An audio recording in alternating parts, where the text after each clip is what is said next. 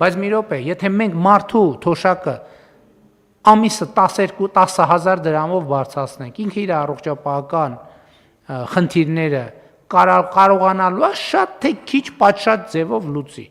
Ոչ, չի կարողանալու։ Դրա համար մենք ասենք եկեք ոչ թե թոշակը ավելացնենք, մանավանդ հիմա շատ կա, նայում են ինչ ենք խոստացել, ինչ ենք խոստացել, մենք չենք խոստացել, որ առողջապահության ապահովագրությունը խոստացել ենք, բայց չենք խոստացել, որ կենսաթոշակառուների համար դա անվճար է լինելու։ Դենց բան չենք խոստացել, որովհետև ասում են, այս խոստացել եք, չենք արել։ Բա որ տասնյակ ուրիշ բաներ չենք խոստացել, բայց արել ենք, դա հաշվարկը ով պետք է անի։ Բայց մենք իրականում ուզում եմ ցույց տամ, մենք մտածել ենք լավ թոշակառուի թոշակը լավ 10,000, 15,000 դրամով ուղակի ավելացնենք։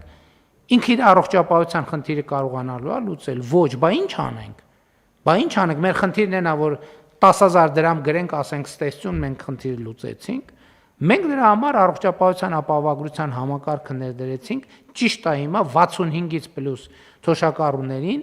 մենք իրանց ավելացրած թոշակը առանց իրանց հարցնելու դնում ենք այդտեղ, բայց իրանք այդտեղ ստանալու են մի քանի անգամ